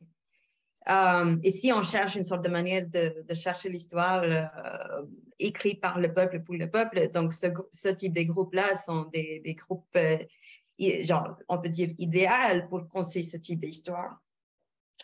On peut défendre ce type de groupe Facebook, par exemple, le nostalgique et de leur équivalent, comme remettant la question, la façon dont les histoires sont écrites et comme un espace pour donner la possibilité pour écrire les histoires à travers le mémoire populaire. Mais donc, la question, c'est est-ce que ça suffit? Genre, donc, est-ce qu'on peut... C'est clair qu'il y a un problème dans ce type de mémoire collective parce que la mémoire collective pourrait aussi être affectée par les structures racialisées qui existent déjà. Par exemple, l'histoire qu'on a lue dans les textbooks, des livres dans les écoles, l'histoire qu'on a appris dans les écoles, dans le lycée. Donc, il y a toutes ces structures derrière. Donc, la mémoire populaire est influencée par toutes ces structures déjà racialisées qui existent, qui manifestent dans la mémoire populaire. Donc, c'est très, très difficile d'écrire une sorte d'histoire démocratique à partir de mémoire populaire parce qu'il y a toute cette structure qui existe qui nie le fait qu'il y a, genre, qui marginalise les histoires racontées par des gens marginalisés, par exemple. Voilà, donc je vais conclure ici. Je ne sais pas, on peut discuter comment on peut peut-être écrire une histoire plus démocratique, décoloniale. Voilà, merci beaucoup. Merci beaucoup, Shreya. Vous avez parlé tous les deux de ce que pouvait faire l'éducation. Donc, je me demandais, à partir de la question posée par Shreya, qui est une bonne question, je me demandais d'ailleurs comment l'éducation peut servir, pourrait servir à l'acceptation de la dignité de ceux qui sont déshumanisés, au sens où Norman Najari l'entend dans La dignité, son livre La dignité ou la mort. Quand on sait que l'éducation est un lieu où la colonialité de la connaissance décide de ce qui peut être partagé ou pas. Donc voilà, j'ai une question que j'avais un petit peu envie de vous... Non, moi, je ne sais pas si je me prononcerai sur l'éducation, mais c'est une excellente question. On voit très bien le modèle qu'on pourrait mettre en valeur dans des régimes qui ont été des régimes unanimistes. Mais ils ont été unanimistes aussi parce qu'il fallait faire face aux colonisateurs, il fallait s'unir. Donc, mais c'est vrai que là, depuis les indépendances, il y aurait intérêt à pluraliser ce récit, c'est vrai. C'est ce que font et s'attachent à faire des militants. Effectivement, la courroie de transmission dans des systèmes d'éducation qui sont très inspirés des systèmes français, très centralisés comme ça, avec des programmes très tenus par les gouvernants. Vous posez évidemment la question. Je crois que après, on a une idée de comment on aimerait transformer ça. Mais je voudrais revenir aussi sur whiteness, donc cette idée de la... Et en fait, beaucoup d'entre nous butent sur cette question-là, parce qu'en fait, il y a toute cette réflexion sur est-ce que les Tunisiens s'identifient à être blancs et dans quel contexte ils le sont, dans quel contexte ils le sont, dans quel contexte ils le deviennent, dans quel contexte ils agissent comme ça, alors que certains ne se pensent pas aussi comme ça. Et ça revient un peu sur ce que le disait aussi Shreya sur les références historiques ou les formes de nostalgie historique et comment elles ont des effets aussi sur nos conceptions de l'altérité. Moi, j'ai trouvé ça très, très intéressant. Après, je dirais quand même que dans le contexte de la goulette, c'est quand même le modèle méditerranéen qui est en jeu. Et ce modèle méditerranéen, tout comme le modèle nationaliste, est un modèle excluant, quoi qu'il arrive, parce que Shreya le met très bien en valeur. C'est un modèle qui est pensé par les rives nord de la Méditerranée. C'est un modèle d'une certaine manière impérialiste. On le voit aussi en histoire. Hein. Je veux dire, l'histoire méditerranéenne, aujourd'hui, qu'est-ce que c'est? En tout cas, pour la période moderne, je ne prononcerai pas pour la période médiévale, mais pour la période moderne, c'est une histoire impérialiste qui est faite par les rives nord de la Méditerranée. Donc, dans le contexte de l'entête de Shreya, cette idée qu'on fait tous monde commun avec les Italiens, les Siciliens et tout ça, c'est vrai que ça c'est lié à un contexte de colonisation. Il s'agit d'euphémiser la domination, où il s'agit de montrer qu'on fait tous partie d'un monde méditerranéen. En historiographie, ce modèle commence à être interrogé quand même. Je veux dire, il y a des travaux qui montrent la présence noire en Méditerranée moderne. Il y a même des travaux qui parlent de Méditerranée noire, des travaux qui montrent comment, dans l'Italie moderne, donc du XVIe, XVIIe, XVIIIe siècle, il y a une présence noire. Donc, c'est par la remise en question, comme le dit Shreya, des modes de nostalgie, des modes historiographiques qu'on peut réinterroger aussi nos modèles éducatifs. Voilà. Ça, là, pardon. Oui, mais merci pour justement ces clarifications. Il me semble, en effet, donc une des problématiques posées aujourd'hui, c'est que faire avec l'histoire et comment justement intégrer dans le récit national, dans le modèle donc de formation, d'éducation, justement cette diversité. Donc du pays, cette histoire multiple, cette histoire à laquelle donc, ont participé donc, de nombreux Tunisiens au-delà justement de la ligne de couleur. Hein. Et le problème, c'est qu'on est encore, je veux dire, dans cette démarcation-là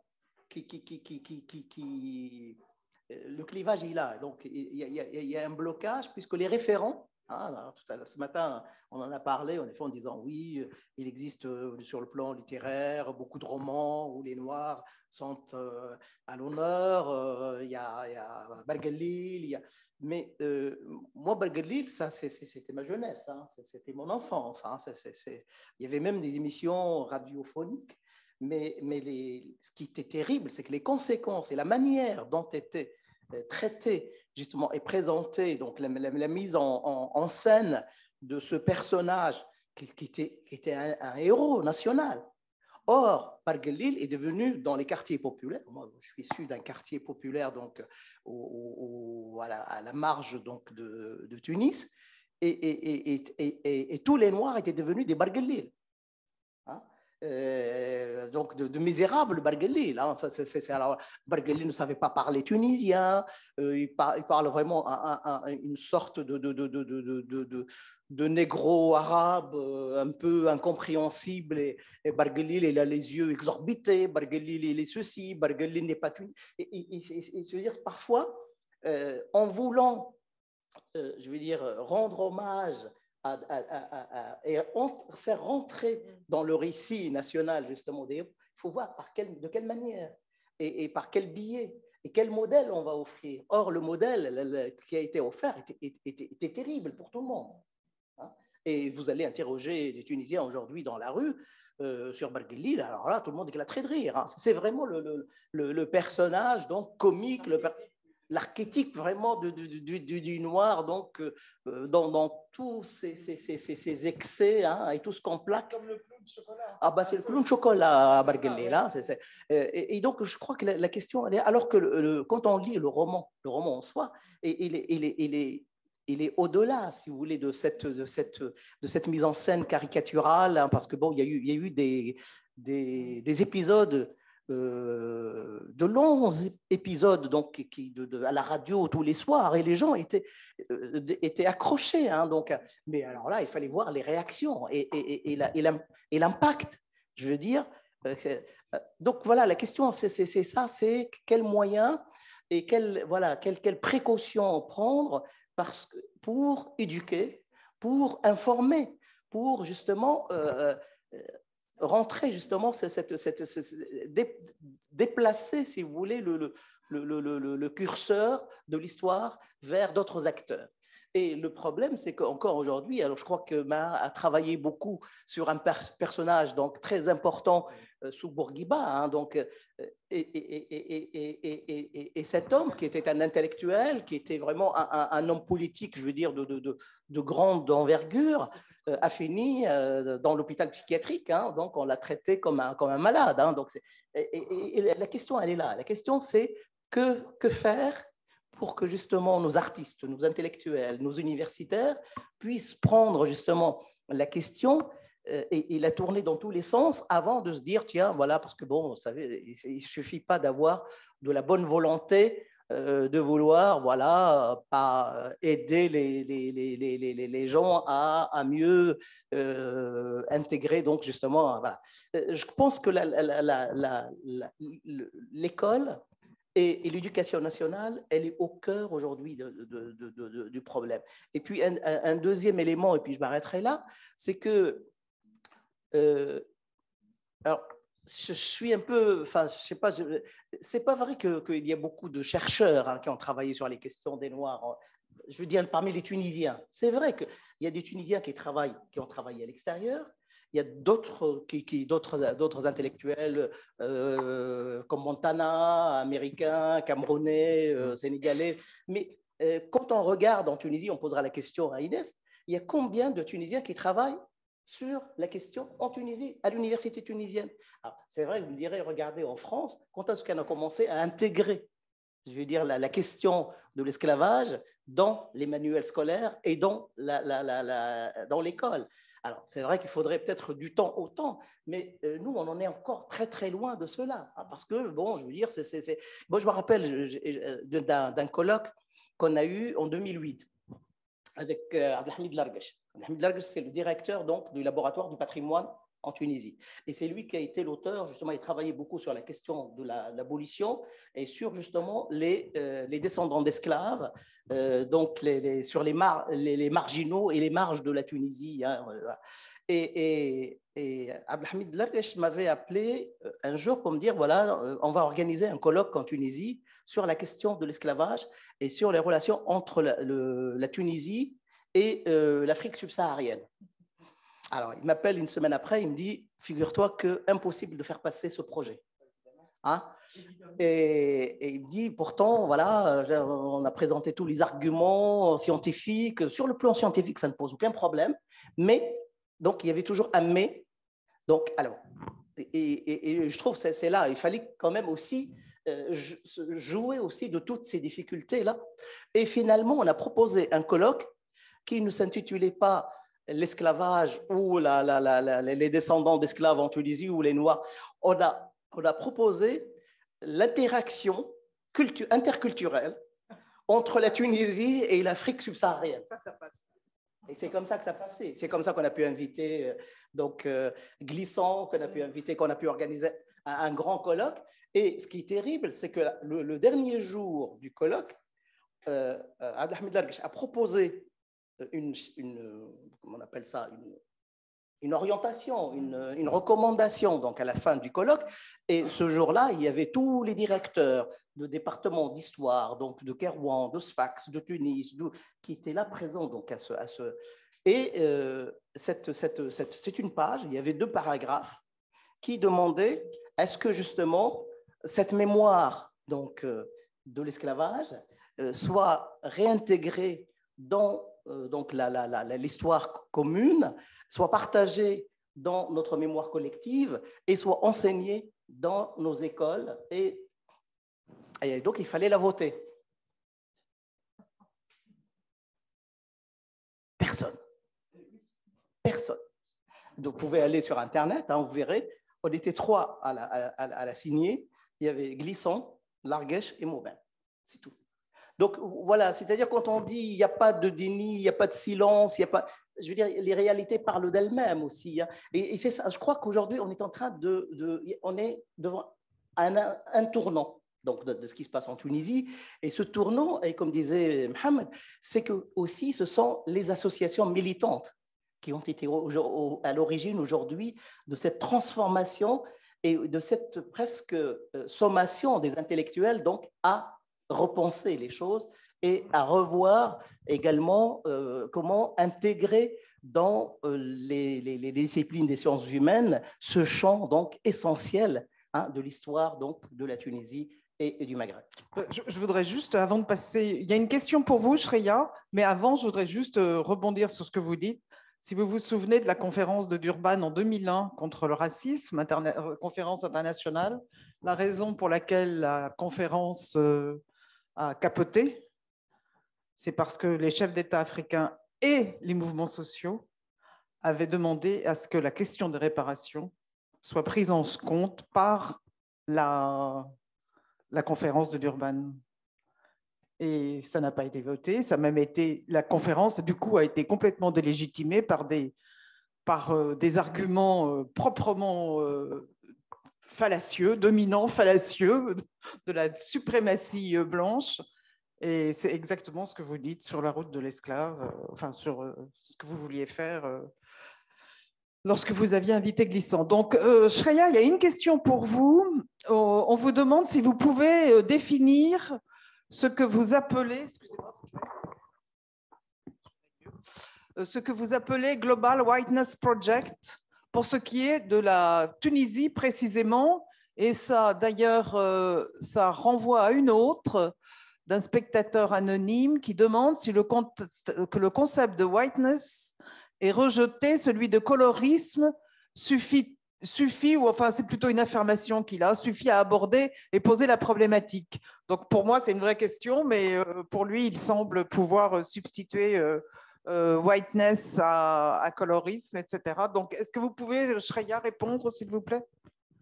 Je vais commencer par la dernière question. Je ne pense pas qu'on a besoin de faire soit, un peu genre, les deux vont ensemble en fait.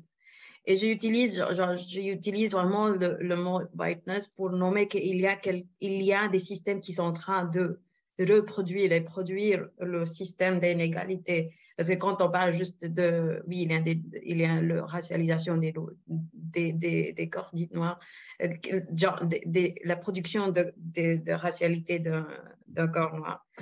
On parle toujours de côté de personnes qui est marginalisée, mais on ne parle jamais parce qu'il y a beaucoup de réflexions en sociologie de comment est-ce qu'on peut nommer the agent, right? I mean, there's this question of like on parle toujours de la structure, mais la structure est aussi en train d'être produit, questionné par des agents. Et les autres réflexions autour de c'est qui les agents, les agents, les gens qui ont l'agency pour être des gens qui posent la question sur ce système, par exemple les gens antiracistes, les mouvements antiracistes, des activistes et tout, et les gens qui essaient de le reproduire, le système inégalité sont des gens qui profitent de ce système, des groupes qui profitent de ce système. Et donc c'est pour nommer les gens qui sont, ou des groupes qui sont en train de reproduire même des structures. Donc la production pourrait être au niveau structurel, pour être niveau groupe, pour être niveau individu aussi. Donc tous ces niveaux-là. Donc j'aimerais juste nommer les agents derrière cette structure. Donc voilà, c'est un peu ça l'idée pour. J'essaie aussi de réfléchir plus en plus sur ça. Donc c'est pas. J'espère que d'ici 2 ans, je vais avoir des réponses plus claires. Quoi en plus, donc comment est-ce qu'on peut mettre la Tunisie dans je pense que ce que je voulais dire, j'étais un peu partie là, je voulais dire le Global White Supremacy, c'est pas le Global Whiteness Project, c'est Global Whiteness ou Global White Supremacy. Et comment est-ce qu'on met la Tunisie dedans, par exemple, je vais vous donner le cas comment est-ce qu'on est en train, ici en Tunisie, en train de profiter de ce qui est décrit comme professeur Kelly, c'est comme the racial capitalism, c'est ça le truc. Et donc, par exemple, comme je vous ai dit, il y a des subsahariens qui sont exploités par le système tunisien, qui sont ni donnés la carte de séjour, ni donnés les papiers, la légalité, la structure qui leur permet de rester en Tunisie avec toute leur dignité. Ça, on ne le donne pas et on l'exploite dans les champs d'agriculture, dans les sites de construction. Donc, il y a une exploitation des gens quand on racialise, quand on marginalise par les décors noirs. Donc, on est en train de profiter de ça. Donc, c'est pour ça que je dis que la Tunisie fait partie de ça, de white, qui est en train de jouer dans une manière très qui pose, en fait, c'était très, très challenging de conceptualiser comment la Tunisie fait partie de ça, parce que la Tunisie est aussi le tiers-monde, donc le système global aussi exploite la Tunisie. Donc, donc on pose la question, genre, comment est-ce que la personne qui est déjà, comment est-ce que le pays qui est déjà exploité pourrait aussi être exploité? Mais ça, c'est possible. C'est un peu pour dire ça que on n'est pas que genre, le tiers-monde n'est pas, genre, ce n'est pas, oui, il y a des margines, mais on peut aussi avoir des margines dans des margines. Donc, c'est un peu ça, c'est un peu pour décrire ça que j'utilise le concept de global, la Tunisie comme faisant partie de white supremacy, de global whiteness, voilà. Je sais pas, c'est...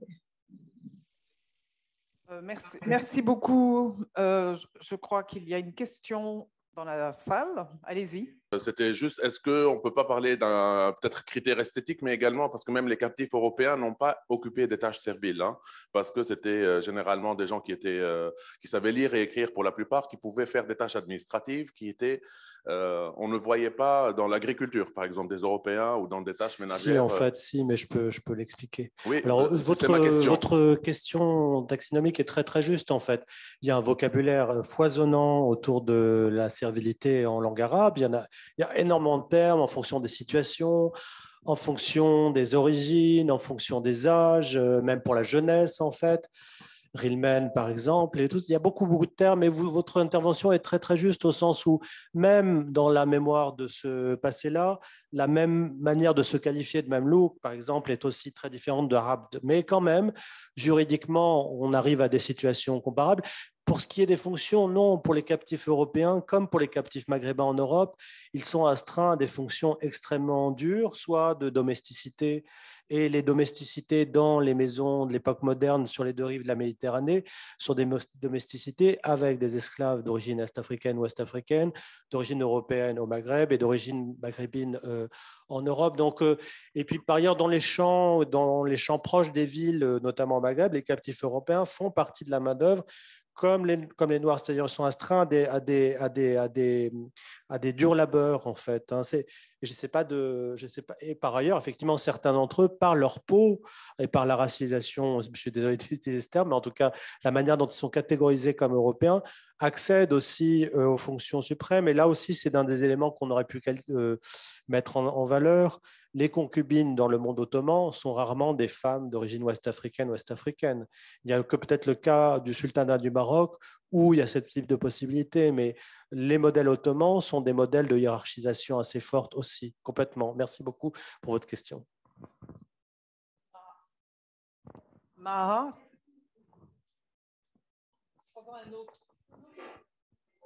Pardon. Merci pour les intervenants. C'est vraiment, enfin, on est complet de la pertinence de vos interventions, mais moi, je voulais rebondir sur, puisque Salah, et là, je mets ma casquette de militante, en fait, puisque Salah, il a parlé de Slim Merzoug, et donc, du coup, en fait, dans notre recherche sur Slim Merzoug, qui serait vraiment en fait un personnage qui était le premier d'ailleurs qui a évoqué la question du racisme et parlé des Noirs. Est-ce qu'il a été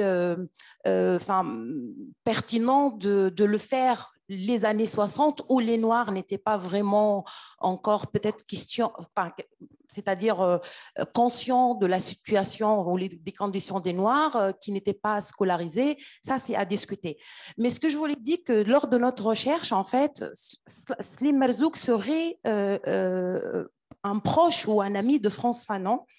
Et parce qu'il était le responsable de collecter les aides pour FLN en Algérie. Donc, du coup, ça, en fait, j'en ai parlé certainement il y a quelques années, mais peut-être l'aurait oublié, Murray, que si il y aurait une possibilité de chercher ou de fouiller dans les archives en fait de Frantz Fanon, parce qu'on savait qu'il notait tout, voilà. Donc nous, pour faire vraiment un travail sur Slim Merzoug, en fait, c'est toujours en fait une histoire très lacunaire qu'on n'a pas pu combler les vides en fait de plusieurs épisodes de sa vie, particulièrement lors de son passage en France pour faire ses études, mais aussi pour rencontrer des personnes intellectuelles qui ont été très intéressées par la question de la racialité. Je ne peux pas tellement te répondre parce que les archives de Frantz Fanon sont malheureusement aussi légèrement lacunaires. On ne peut pas oublier qu'il est mort à 36 ans et qu'il est passé de la Martinique à Lyon, ensuite en Algérie et ensuite en Tunisie. Et qu'on a essayé de retrouver l'ensemble de ces archives. Les dernières archives qu'on a trouvées ont donné lieu à la publication d'un livre, mais il n'y a rien qui mentionne ça. Il faudrait peut-être, en revanche, regarder dans les archives tunisiennes, et peut-être que les historiens, d'ailleurs, pourront nous aider. Je fais le 18e, 19e, j'ai beaucoup de lacunes, en fait. Le 20e, c'est pas trop loin. Oui, ça demande une autre compétence. Mais ce qui est terrible, c'est que là aussi, c'est un épisode du passage de Frantz Fanon en Tunisie. Et c'est quelque chose de complètement... Oui. Moi, j'ai appris ici que Fanon a été à l'origine, en effet, de tout le développement, en effet, de la prise en charge de la maladie psychiatrique. Mais on n'a aucune trace, aucun Alors qu'il a passé donc cette mémoire-là, donc, qui quand même fait partie du pays, voilà. C'est un questionnement, hein, c'est pas, mais on ne sait pas où il est passé. Alors qu'il a passé plus d'années en Tunisie qu'en Algérie. Ce qui est... Madame, vous avez une question? Attendez, je passe le micro et après on retournera sur les questions. Merci. Je crois qu'à un moment, il faut qu'on fasse une pause. Bon, alors, je vous prie de m'excuser parce que moi, je ne suis pas une historienne ni une sociologue. Je suis seulement une citoyenne concernée, tunisienne. Voilà, contrairement aux apparences. Oui, bon. Et alors, il me semble indispensable de faire remarquer que les subsahariens qui sont actuellement surexploités en Tunisie dans différentes fonctions, toutes les fonctions subalternes, hein. Moi, j'ai vu celles dans les villes, bon à tout faire, gardien d'immeubles, etc. Dans les campagnes, je ne sais pas. Bon, ils sont là parce que ce sont des sans-papiers. Parce que maintenant, en Tunisie, il y a des sans-papiers massivement, comme il y a dans les pays du nord de la Méditerranée, hein. Donc, je pense que il me semble, hein, qu'il faut mettre en relation cette condition, comment on appelle ça, juridique, bon, avec le racisme.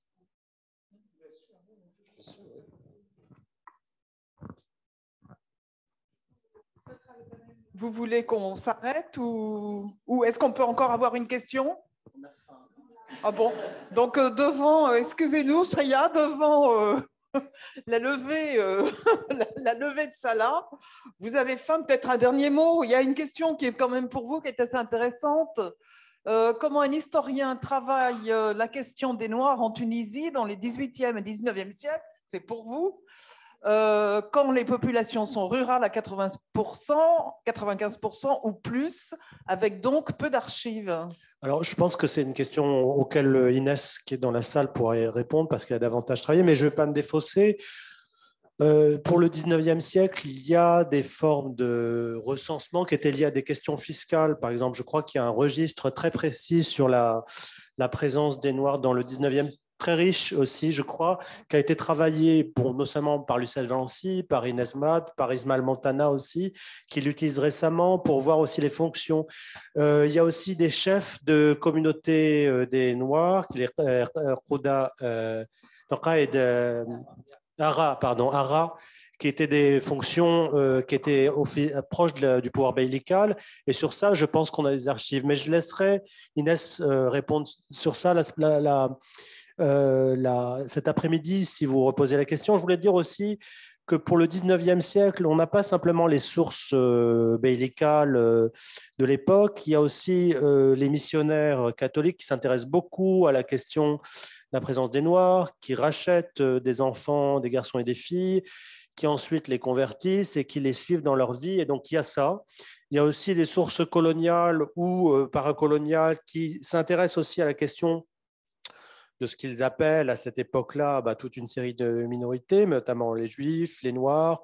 Et donc, il y a, par exemple, il y a des sources judiciaires auprès de tribunaux sur les mauvais traitements de tel ou tel esclave ou domestique noir dans les maisonnées.